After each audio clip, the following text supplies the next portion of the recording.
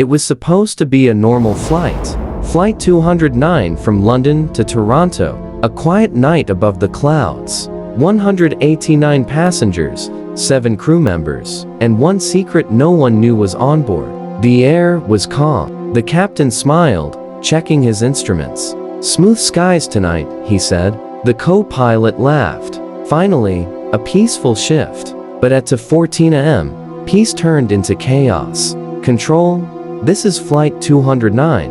We're losing altitude. Repeat, we're losing altitude."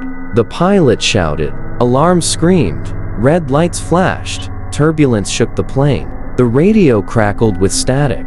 "Flight 209, confirm your position." The voice from ground control faded away. Inside the cabin, people screamed. A baby cried. Someone whispered a prayer. Oxygen masks dropped from the ceiling as the plane jolted violently. The flight attendant shouted, "Everyone stay seated. Fasten your seat belts." But her voice was lost under the sound of engines roaring out of control.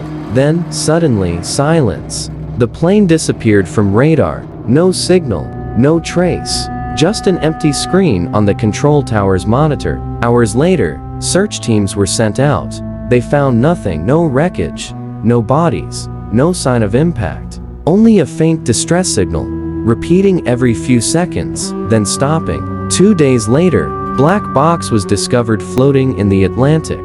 It was perfectly intact. When investigators played it back, they expected screams, alarms, chaos. But instead, they heard something else. Through the static, there was a calm voice. It sounded like the captain. "Altitude stable, clouds ahead, everything's fine."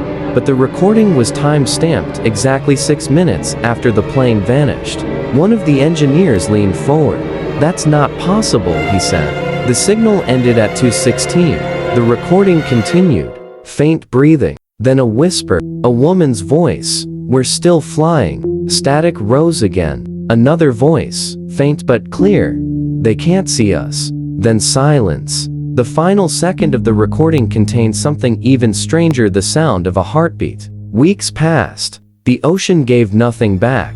Families waited for answers. Investigators closed the case. Official reason, equipment failure. Unofficial truth, no one knew what happened. But every year, on the same date, same time 2:14 a.m., air traffic control receives a single ping. A weak signal labeled Flight 209. No voice, no data, just coordinates.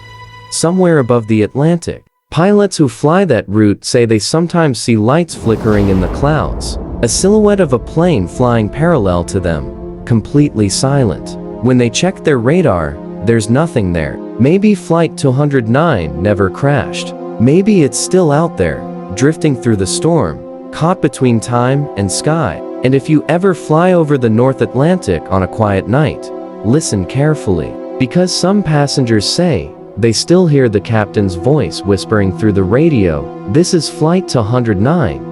We're still flying."